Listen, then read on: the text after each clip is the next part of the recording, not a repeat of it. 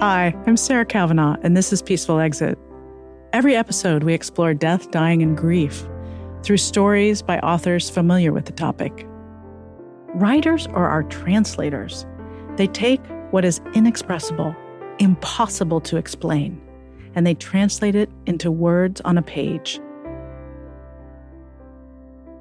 My guest today is Michelle Hord. Michelle is the author of The Other Side of Yet.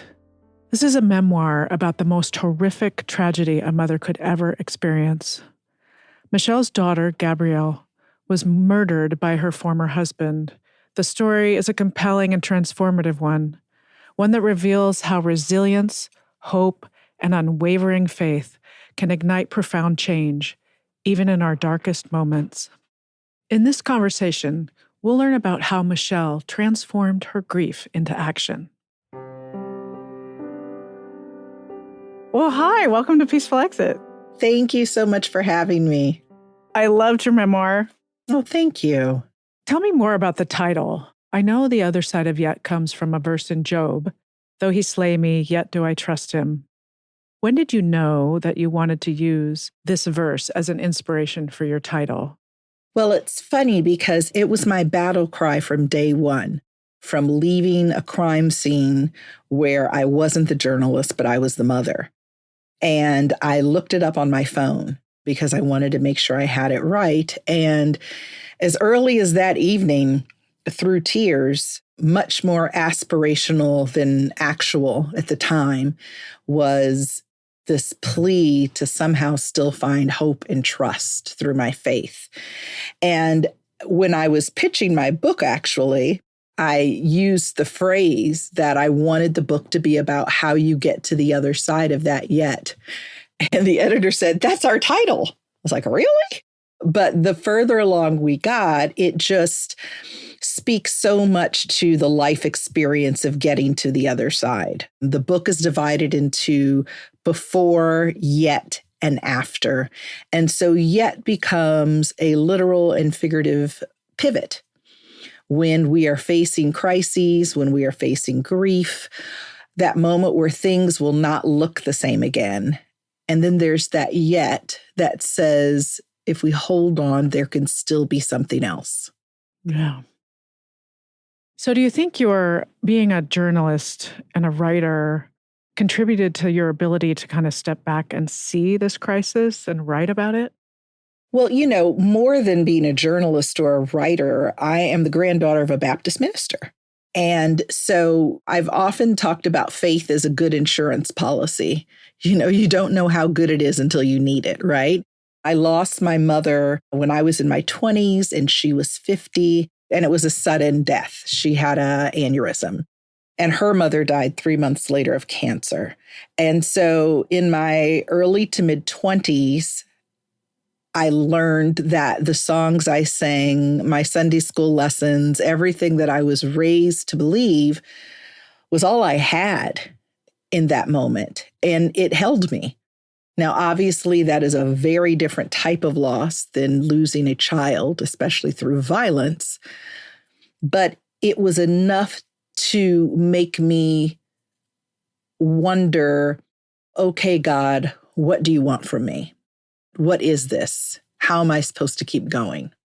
Yeah, fair. And looking for the answer to that question through your faith. Absolutely. Yeah. Absolutely. That had to be tough, losing your mother and grandmother around the same time. Yes. Especially being so young. You said you were in your 20s? Yes, my grandmother had lung cancer, and I knew she was dying. And I was watching my own mother struggle with the fact that she was losing her mom. And it was actually a point when you're enough into adulthood, you realize you may not actually know everything like you thought when you were 16 or 17. And so we really were connecting as women for the first time. And I went with my mother on a few occasions for my grandmother's chemo and treatment. And ironically, 2 days before my mom died, she received a card from me saying, "I know you're dealing with an aging parent, and if I can be there for you, I want to be there for you." And then a couple of days later, I received a phone call from my father with this very small, still voice saying she's gone. And my first thought was, oh my gosh, I wonder how mom is doing. And then he told me, in fact, it was my mom. And it was beyond comprehension. But one of the most important things I learned in that experience, I have a brother who's 3 years younger than me, and we lost something different, even though we both lost our mother. We coped differently. Her sisters coped differently. My father coped differently. And so having that grace of understanding that what works for you may work for others, but it may not.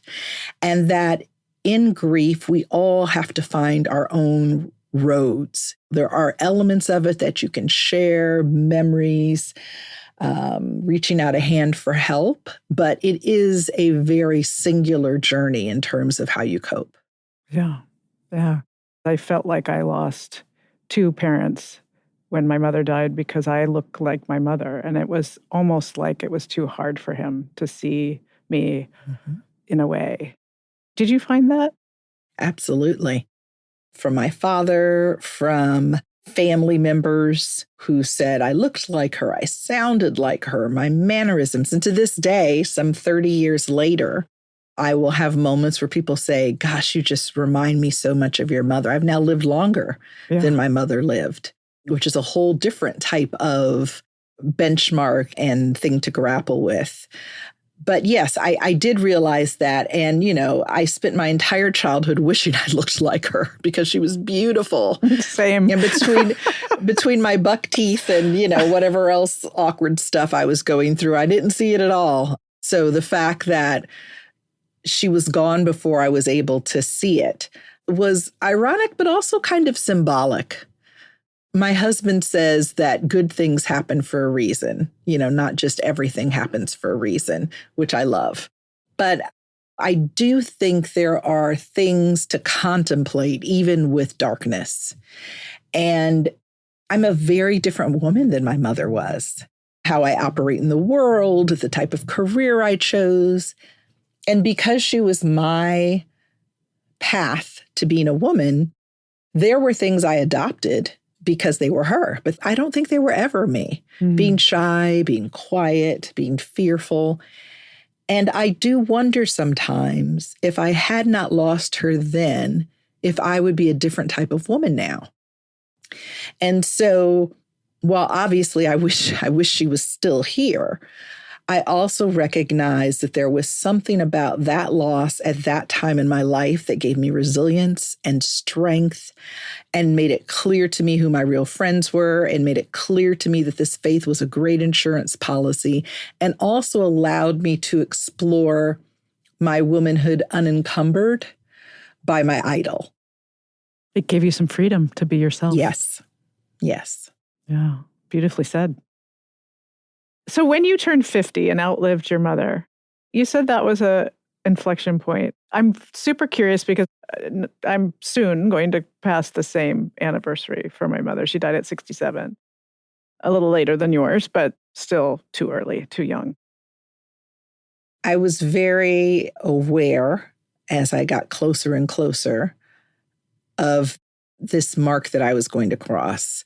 And my mother turned 50 in October and died the following February. So my brain worked as such that I was like, okay, once I've been 50 for 5 months, I've lived longer than she did. And there was a point of me that realized how young she was. When you're in your 20s, 50 seems old. It made me realize how young 50 actually was. I looked at my godson and other young people who were in their early 20s and said, my goodness, I can't imagine them having to deal with something like this, let alone their mother and grandmother. And so I think it helped me give myself some compassion. But I was at such a personal inflection point. This was 3 years after I'd lost my daughter and just coming off of a criminal murder trial and a divorce that took years after Gabrielle's father was incarcerated for her murder. And so I walked into 50 saying, this is a new chapter. This is my 2.0. I don't know what it's going to look like, but I'm declaring it. I had a big party with a lot of friends that went with me to Mexico. And it was just really joyous. It was a bit of I've survived, literally and figuratively, that I had survived. Yeah. So I love some of the language you're using in your book. One of the terms, defiant faith. Can you talk a little bit about why defiant faith? From the moment I arrived at the crime scene, this was worse than my worst nightmare. You know, your worst nightmare is you drop your kid off to school and you hear there's a shooting or an accident happens or they get sick.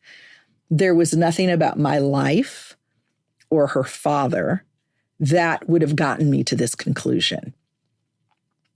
And that's coming from someone who worked at America's Most Wanted, who worked in national news. There was nothing to see.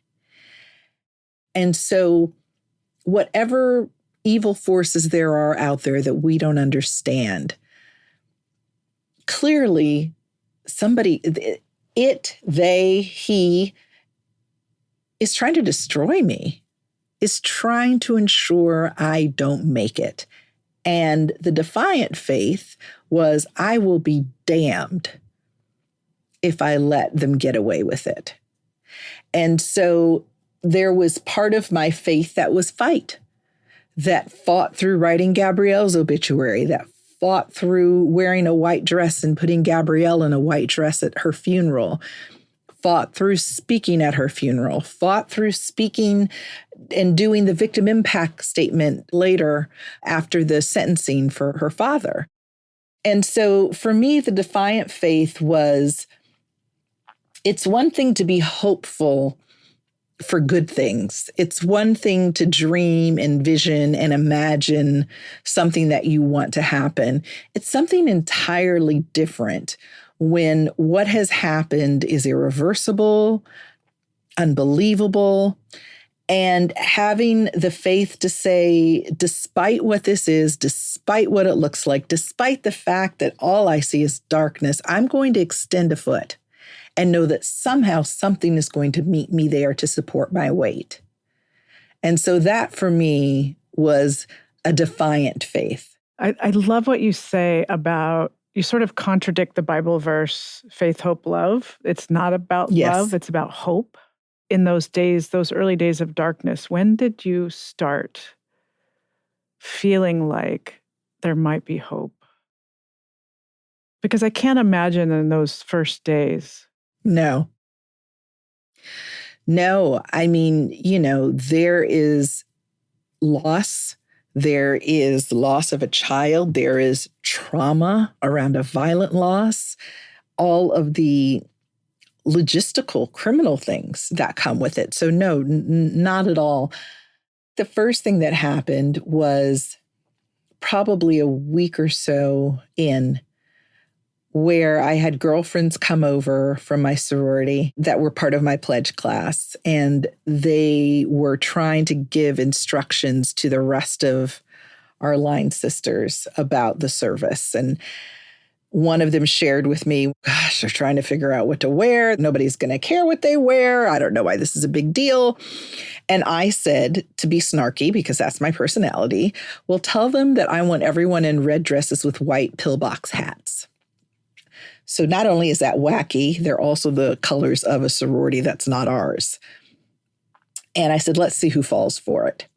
And in that moment, I realized that even though everything had changed, everything had burned to the ground, I was still here. I may feel guilty about it. I may not understand it. But that Michelle was able to be a smartass 10 days later. And so even though I would feel guilty through it, even though I may not even want to be there, I realized that I was still me. And I think that was the beginning of having some hope that if I can do this, what else can I do? And that's the step by step when you're in grief. You can't look down a long path. There's no project plan.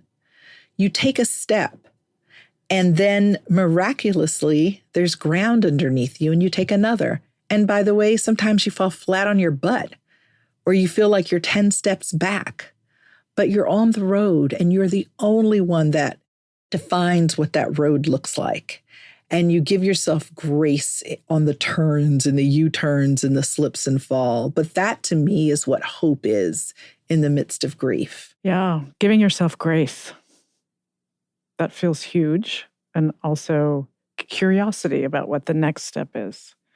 Not looking out in the long term, but looking at what is that next one step.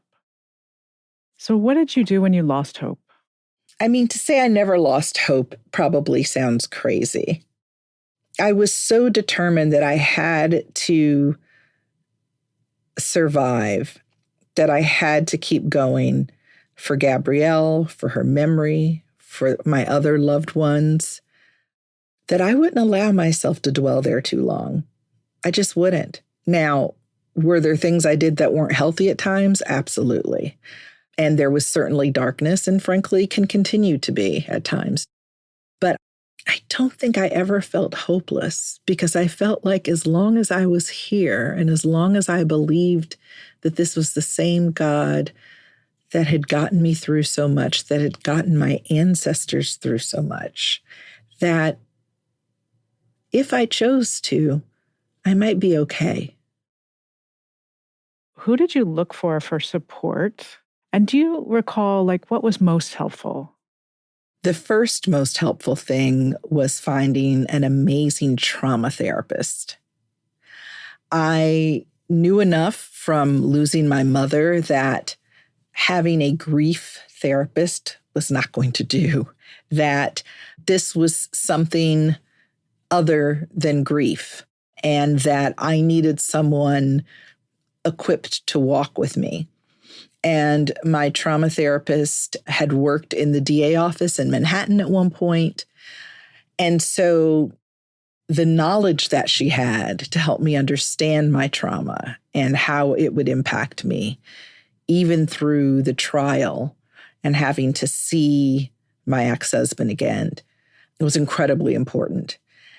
And I have an unbelievable village of friends and family.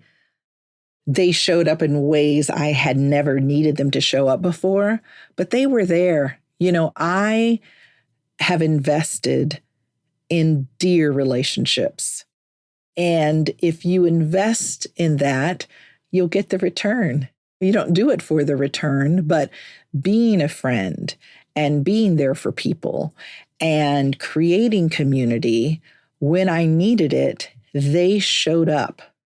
And so knowing that I had someone I could call and say, I need someone to spend the night every night with me in this rental house for the foreseeable future.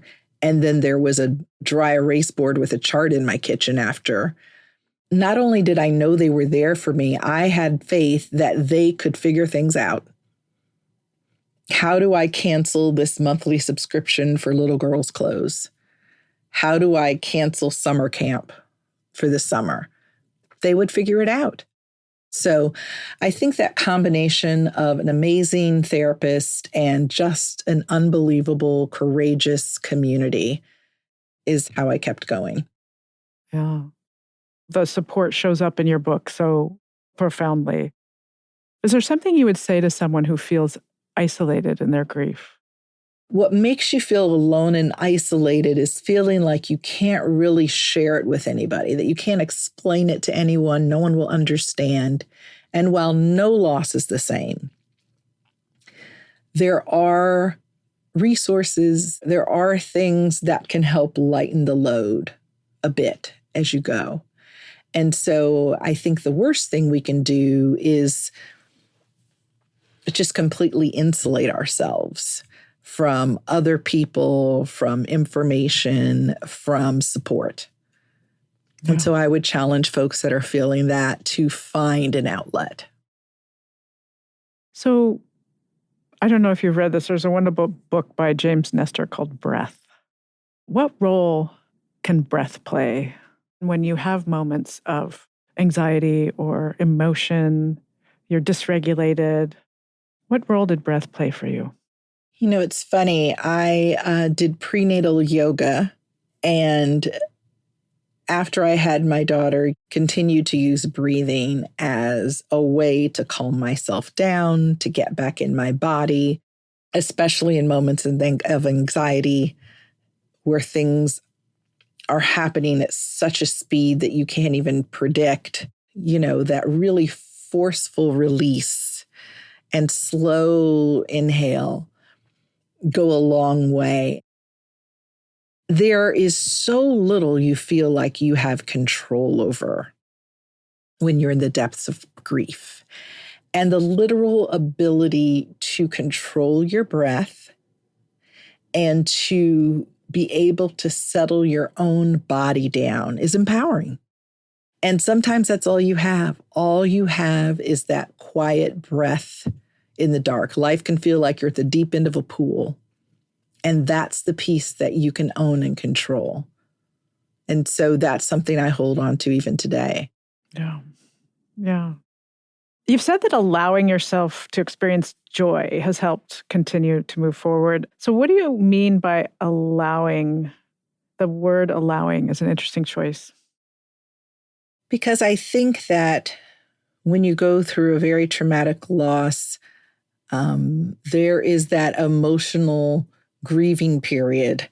There's some sort of timeline that, am I doing a disservice or disrespecting the person that died if I don't remember the minute my eyes open that this would have been their birthday, or the minute goes by and I'm able to laugh? I went to a comedic concert probably 3 months after Gabrielle died with some friends. And I was there and I felt my breath getting short and that I was overwhelmed. And I realized I wasn't ready.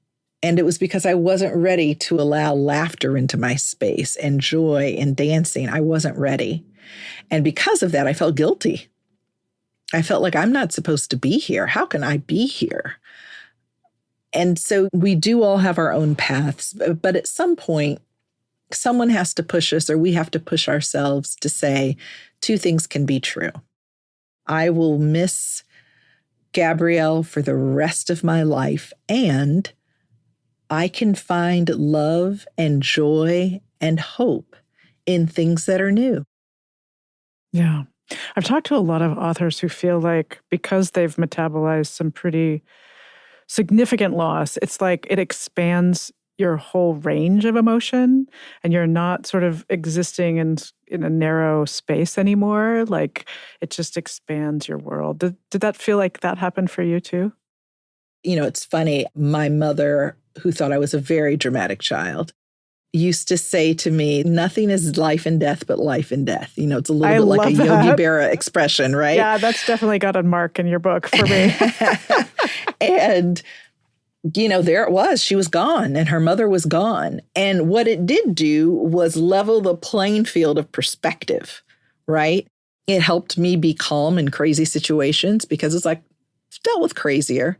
So that grew exponentially when I lost my daughter, how I lost her, because it makes you unbreakable. Because I know that bad things happen. I know things worse than what I imagine can happen, and I'm still here. That doesn't mean I don't fear bad things or grieve losses anymore, but it does mean that I have confidence in my hope and my faith and my community to know that even in the dark, I have found a way to scrap my way back to the light. And if I've done it before, I could do it again, and we'll have to do it again. Yeah. You've accepted what is. That faith is still so strong in you. And I understand you recently lost a dear friend. Yes. Yes. I lost the mother of my childhood best friend. And what I will say, while it was devastating, there was a gift in it for me because she was in her 80s. She lived a wonderful life. And in the end, she wound up in hospice at home.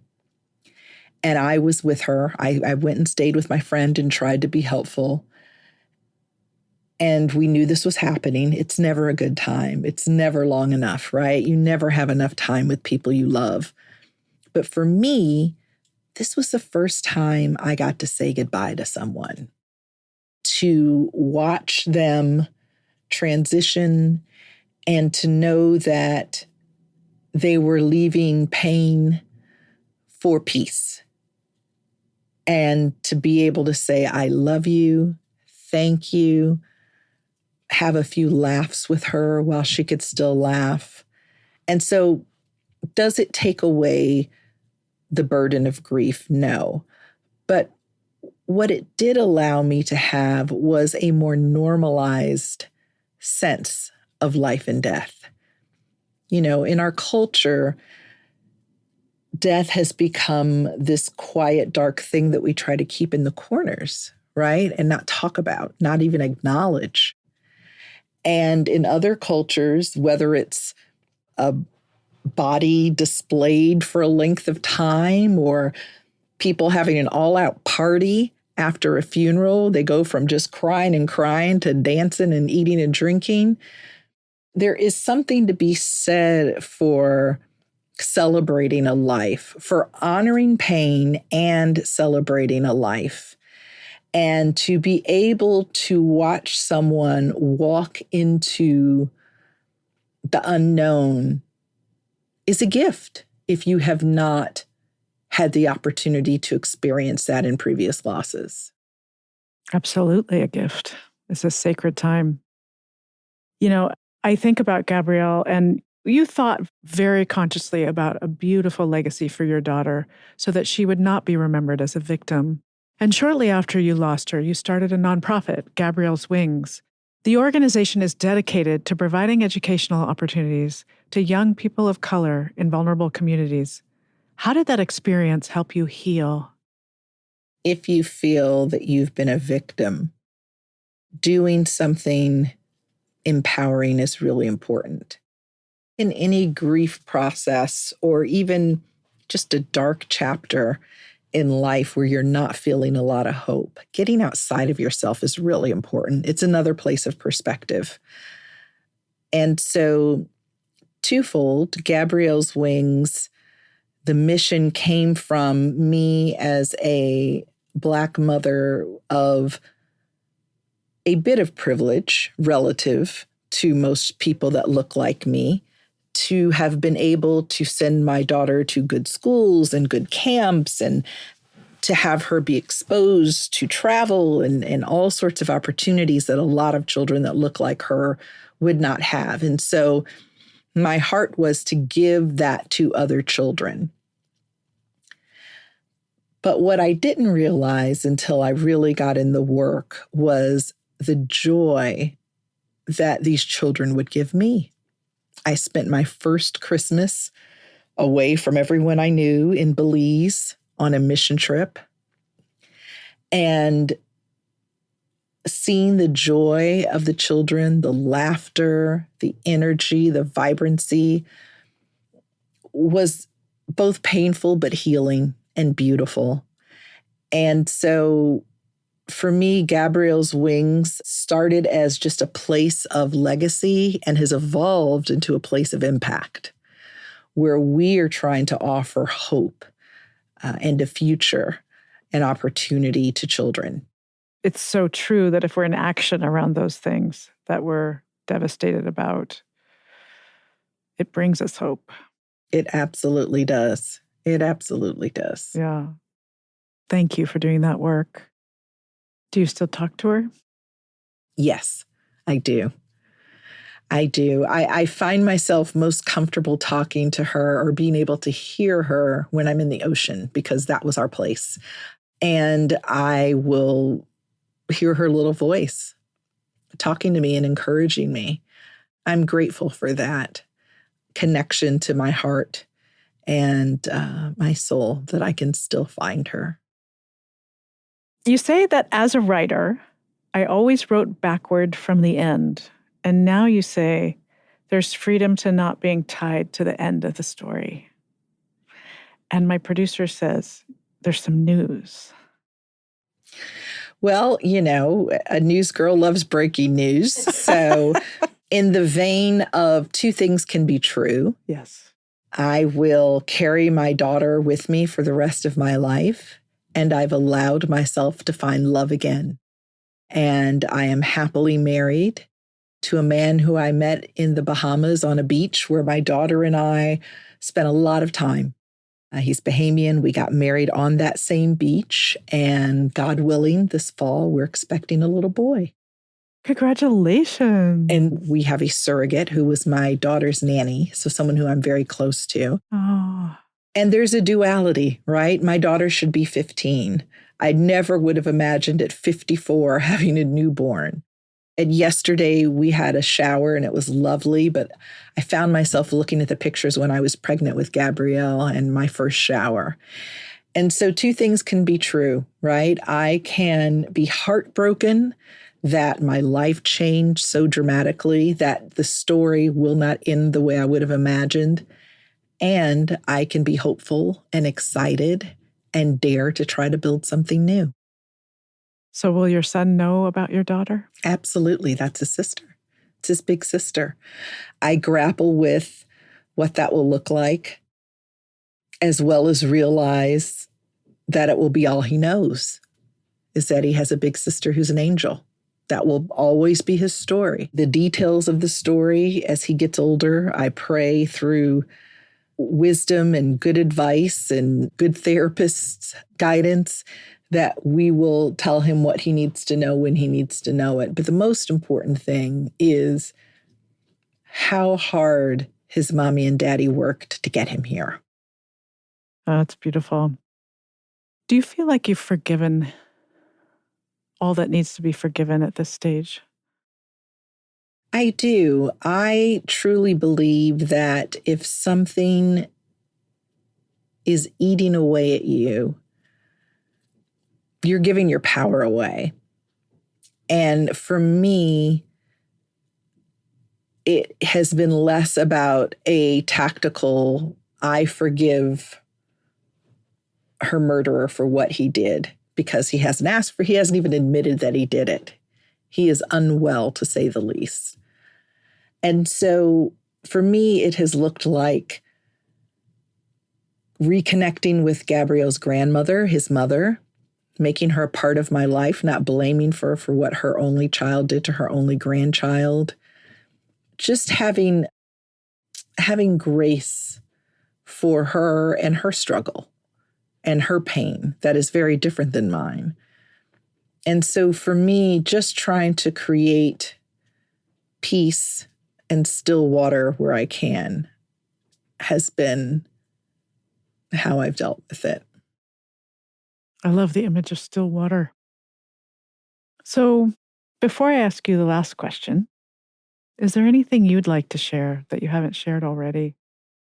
I'm often asked, how do I deal with a friend that's going through trauma or grief? And while I don't think there's a rule book or a right thing to say, I think the most important thing someone can say who's next to grief is, I don't know what to say. There are no words. I'm so sorry. How do you feel right now? How do you feel today? Because that puts them in a place of vulnerability. Really, our ego wants us to be able to solve things, fix things, have the right words, have the perfect escape for that person. And what they really need is your vulnerability, because their heart is outside of their body.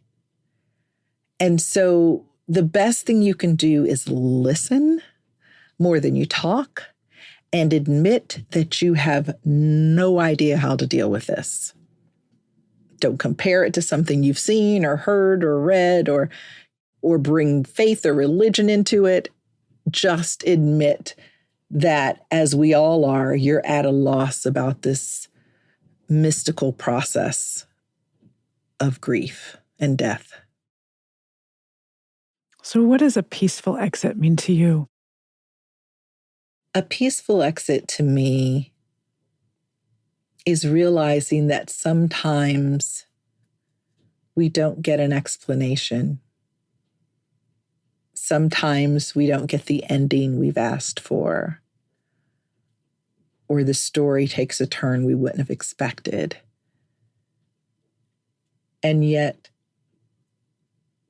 it can still be beautiful. It can still be beautiful. And sometimes giving up that need to be in charge and in control, that faux sense of, of independence from others in the world, to me, that's what peaceful looks like. Thank you so much for your time today. It was such a pleasure to meet you.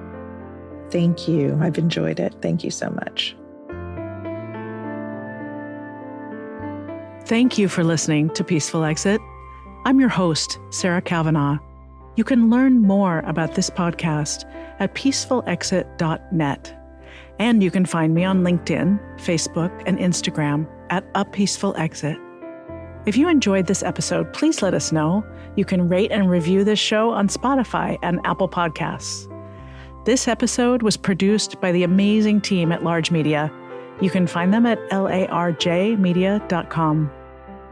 The Peaceful Exit team includes my producer, Katie Klein, and editor, Corrine Kiltow. Our sound engineer is Sean Simmons. Tina Knoll is our senior producer, and Sid Gladue provides additional production and social media support. Special thanks to Ricardo Russell for the original music throughout this podcast. As always, thanks for listening. I'm Sarah Kavanaugh, and this is Peaceful Exit.